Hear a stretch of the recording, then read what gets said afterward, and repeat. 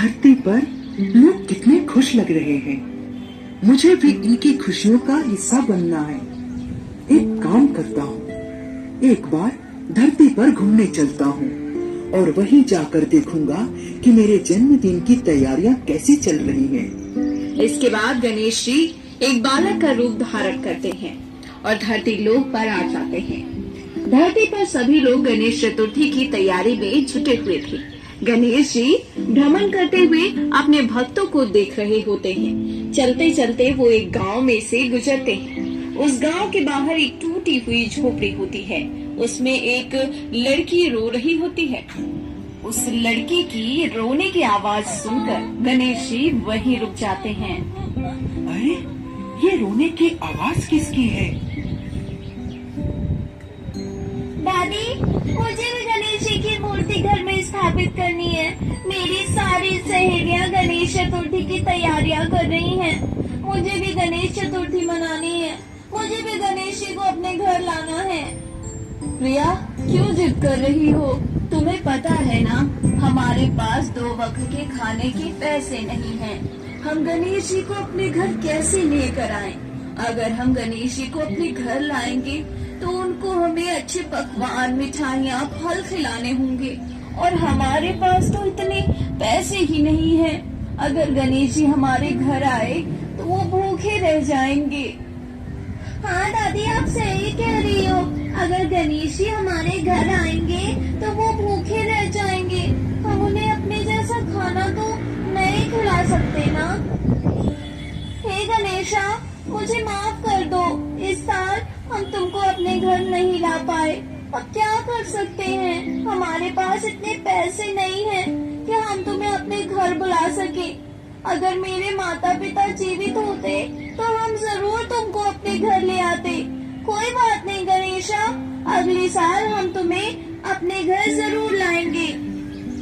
ओहो, ये मेरे भक्त कितने भोले हैं। इन्हें लगता है कि मैं भोग चढ़ावे से प्रसन्न होता हूँ, लेकिन इन्हें ज्ञात नहीं है मैं तो मनुष्य के भक्ति भाव से ही प्रसन्न रहता हूँ। मुझे जाकर इनकी मदद करनी चाहिए। अरे बालक, तुम कौन हो? मैया, मेरा नाम गणेशा है। मेरे पास कोई घर नहीं है।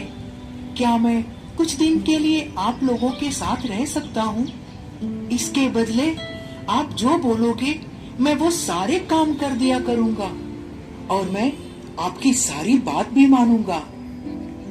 ये बालक इतना कोमल है, इसे मैं कैसे मना कर दूं? नहीं नहीं, इसे मैं मना नहीं कर सकती, वरना मुझे पाप लगेगा।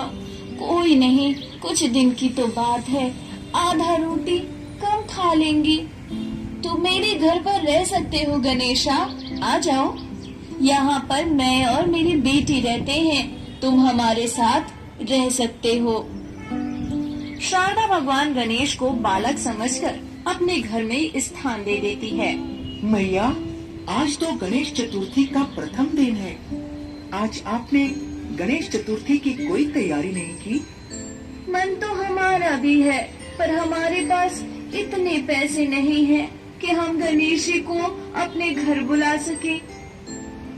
अरे मैया, गणेशा धन दौलत से खुश होकर थोड़ी आते हैं। वो तो अपने भक्तों के भाव को देखते हैं। आप एक बार गणेशा को अपने घर तो लाओ, वो आपके सारे कष्ट हर लेंगे। आप लोग घर की साफ सफाई करिए, मैं गणेशा की मूर्ति और पूजा के सामान लेकर आता हूँ। अरे, तुम कैसे लेकर आओगे? अरे मैया, मैंने यहाँ कुछ महीने एक सेठ के यहाँ काम किया था। वो सेठ मुझे बहुत मानता है। मैं उसी के दुकान से सारा सामान ले आऊंगा। आप चिंता मत करिए। सच में आप गणेश जी को घर लाओगे? हाँ, मैं अभी गणेश जी को घर लेकर आता हूँ। तुम तब तक घर की साफ सफाई कर दो। बाल गणेश घर के बाहर जाते हैं और अपनी शक्ति से एक गणेशा जी की मिट्टी की मूर्ति और कुछ फल और पूजा सामग्री उत्पन्न करते हैं। उधर शारदा और प्रिया सारी घर की सफाई करती हैं। प्रिया बहुत ही खुश थी क्योंकि आज पहली बार उसके घर पर गणेश जी की स्थापना होने वाली है। थोड़ी देर बाद बाल गणेश भी मूर्ति और सामग्री के साथ लौट आते हैं। उनके हाथ में फल सामग्री व गणेश भगवान की मूर्ति देख प्रिया और शारदा बहुत खुश होती हैं और वो दोनों खुशी खुशी अपने घर में गणेश जी की मूर्ति स्थापना करती हैं। जो घर पहले खाली और सूना सूना लग रहा था, मूर्ति स्थापना के बाद वही घर खिलखिलाने लगा। शारदा और प्रिया ने पूरे घर को अच्छे तरीके से सजाया था। दादी देखो, अब हमारा घर कितना अच्छा लग रहा है। गणेश भैया की वजह से आज हमारे घर पर गणेश जी आए हैं। हाँ बेटा, गणेशा तुम्हारी वजह से आज हमारे घर पर भगवान गणेश जी की स्थापना हुई है। मैं किस तरह से तुम्हारा धन्यवाद करूं? अरे मैया, आपने मुझे यहाँ रुकने की जगह दी है, इतना बहुत है मेरे लिए। बाकी जब तक मैं हूँ, मैं आपको कोई भी काम नहीं करने दूंगा, सारा काम मैं ही करूँगा। भगवान गणेश साक्षात बालक के रूप में शारदा के घर में रहने लगे और शारदा का काम में हाथ बटाने लगे, जिससे शारदा को काम में काफी मदद मिल गई और वो भगवान गणेश की पूजा अच्छे से करने लगी। गणेश जी अपनी शक्ति से पूजा की सारी सामग्रियां लेकर आ जाया करते थे, जिससे शारदा को पूजा करने में कोई परेशानी नहीं होती। शारदा के साथ प्रिया भी गणेश जी की पूजा में बैठी रहती थी और साक्षात गणेश जी अपने भक्तों की सेवा में जुटे हुए थे।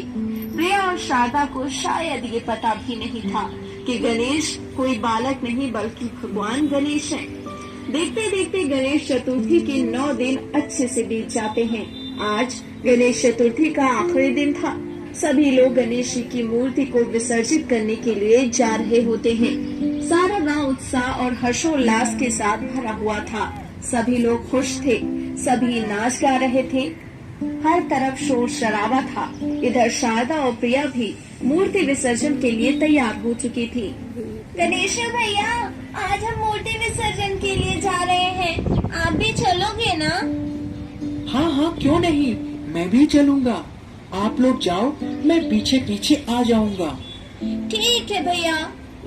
इसके बाद शारदा और प्रिया पूरे रीति रिवाज से गणेश भगवान को घर से विदा करते हैं और मूर्ति विसर्जन के लिए जाते हैं। नदी में गणेश भगवान की मूर्ति विसर्जित करने के बाद जब प्रिया और शारदा अपने घर आती हैं, तो वो अपने घर को देखकर चौंक जाती हैं। वो देखती हैं कि उनके टूटे हुए घर की जगह एक बड़ा आलीशान महल खड़ा है।